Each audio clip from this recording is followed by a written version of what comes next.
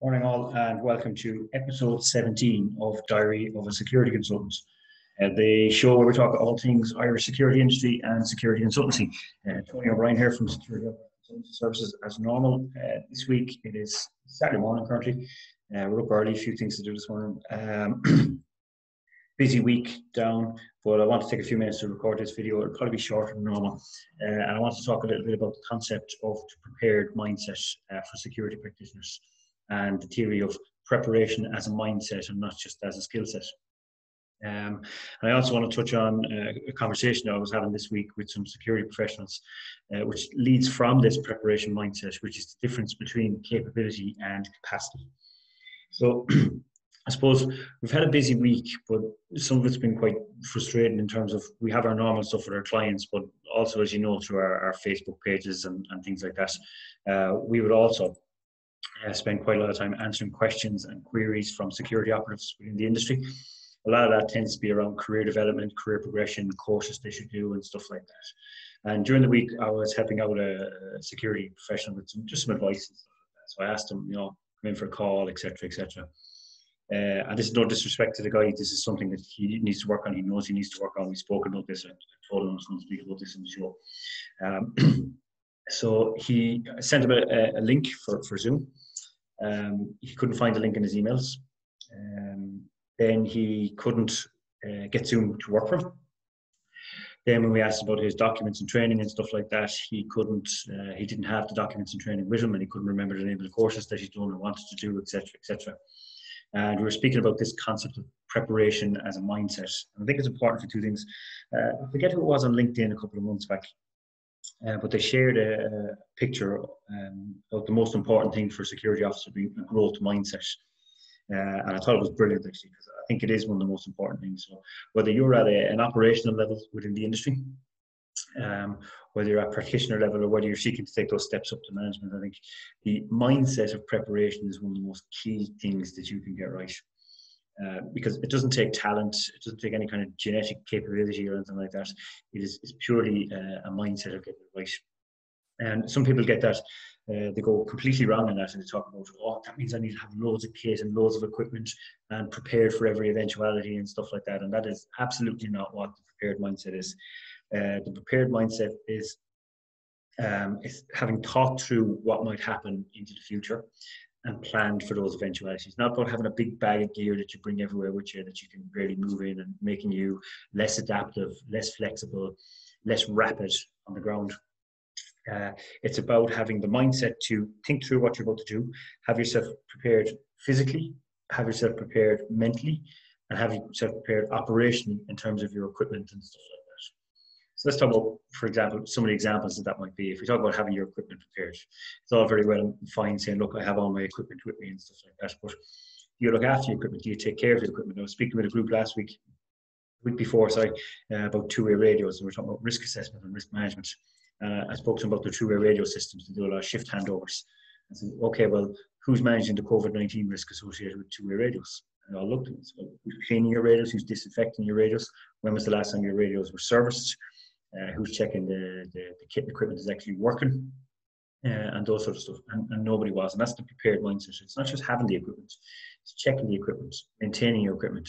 It's actually training with your own equipment. I used to train quite a lot and still train myself quite a bit in martial arts and stuff like that. And I talk about training with the tools that you use.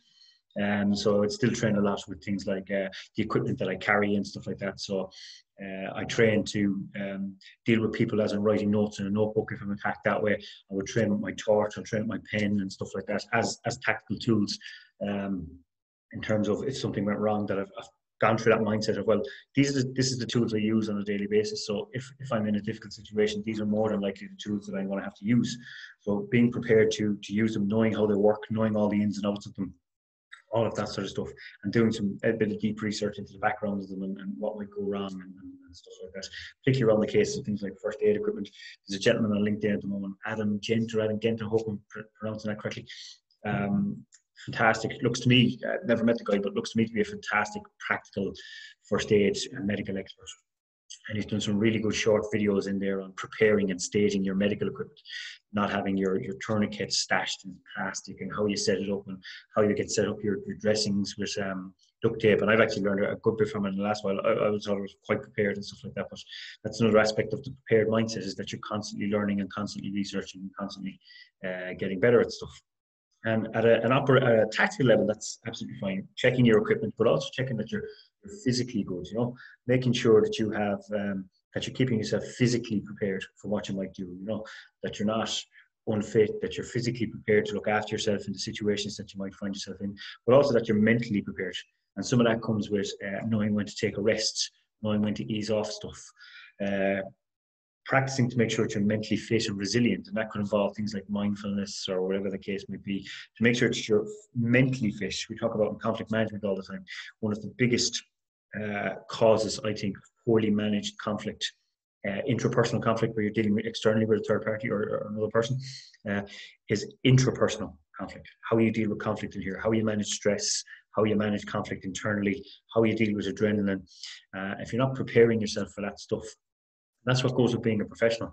It's very easy to say, I'm a professional because I've done this training course. That doesn't make you a professional. It's that prepared mindset that you're preparing yourself physically, mentally, and operationally for the tasks that you may have to do. And that you're planning for what you see is foreseeable going into the future. And that might be in terms of having a diary or taking notes or a journal or whatever the case might be. Preparing yourself into the future, particularly at a security management level. I did an excellent course at the start of the year with Dr. David Rubens. I did their level 4 security management program. I also did their level 5 risk management program, which are fantastic, and they're out there for free. Actually, I might share the link for that in there. They're brilliant programs run by a real expert who I was lucky enough many years back to train with, and have come back to train with now again. So essentially what he talked about in that was that if you're a security manager that's constantly firefighting, you're not being a good security manager. In terms of, you need to be planning, you need to be preempting, you need to be operating not at a tactical level where you're firefighting and dealing with problems, but at a strategic level where you're planning, you're delegating, you're upskilling, you're supporting, those sorts of stuff. And that comes from the prepared mindset, that you're not getting bogged down in the day-to-day stuff. As an aside, I'll share those two courses there. I did them at the start of the year, the level 4 security management with the Institute of Strategic Risk Management, and the level 5. David is running a fantastic offer at the minute. I'm not affiliated, I don't make any money. I've done both the courses. I really like his stuff, and some other people who are affiliated with that program. But both the level 4 security management and the level 5 risk and crisis management are being ran as free to attend courses at the moment. You can attend them for free. He'll give you all his knowledge for free, all the resources, all the academic papers for free. And if you want the certificates, you submit an assessment and you pay a really small, I think it's like 150 or something like that for the certification. Considering those courses are usually well over €1,000, I think it's an amazing bargain. But that was a bit of an aside. So it brought me into, I was speaking last week to people about the difference between capability and capacity. And these are really experienced people. And I also said, look, capability is easy to build. You can build capability training and research, etc. And I think one of the best summations of this that I've read has been Rory Miller's book, Meditation on Violence. Fantastic book for anyone who's involved in dealing with violence or dealing with the psychology of violence or conflict in any way, shape or form. But he talks about it's very easy to have the capability to do violence, or the capability to do security, or the capability to be a doctor, right? Or the capability to be a first aider. But that doesn't mean that you have the capacity. And capacity is much more to do with willingness. Are you willing to put your skills into operation under huge levels of stress and risk? As a security person, are you willing to put your safety in danger working in a bar or nightclub to save somebody from getting injured who you don't even know? In close protection, you might have all the skills to protect the principal, but are you willing to put your safety and the livelihood of your family on the line to protect somebody else? As a first aider, are you willing to get down there and dirty when there's blood all over the place in a dirty place and somebody's screaming and calling for help? Do you have the capacity to do it? You may have the skills in a competency-based environment, in a controlled classroom where you're under controlled setting, and even with stress inoculation training, you still have that inbuilt thing that I am safe here. I'm under stress, but I'm safe. You know? But when it really happens, do you have the capacity? And that's how you build that capacity, stress inoculation training. Ramp up the stress, you ramp up the stress, you ramp up the stress. I did that in our security management program. We were teaching security management programs. We get the people up from day one presenting and talking about themselves, because that's what you're going to have to do at the end. You're going to have to project yourself. You're going to have to communicate effectively. One of my key principles of proactive security management is being the best communicator in the business. You know, that's how you communicate the value of security. That's how you communicate to your teams and stuff like that. And it's very easy to sit down and talk about communication skills and presentation skills and leadership skills, but you have to actually get up there and build the capacity to stand in front of a room of your peers and communicate effectively. And I think for those guys who go around collecting training courses and doing those training courses, it's something to very much bear in mind that it's all very well having all those training courses and certificates, etc., but you also have to have the mental resilience and the mental capacity to actually apply it.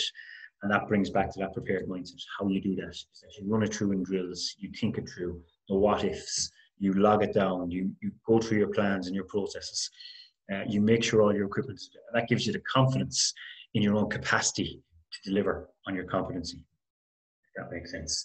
So that's all I wanted to talk about today.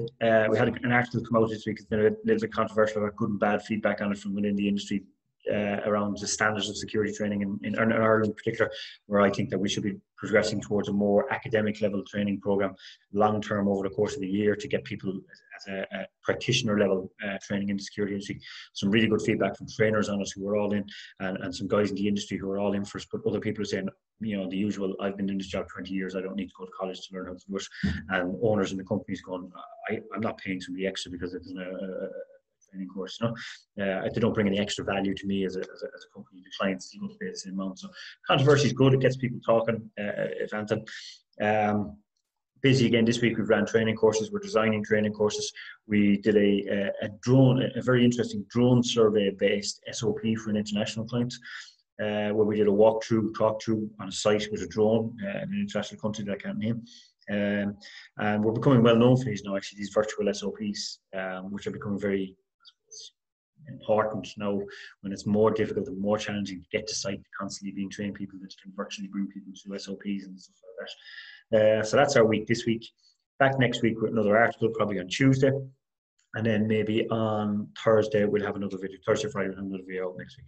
Until then, until next week, thank you very much for listening. Don't forget, prepared mindset, key to being a professional rather than just an individual who works in an industry, and work on building your capacity and not just your competency or your capability.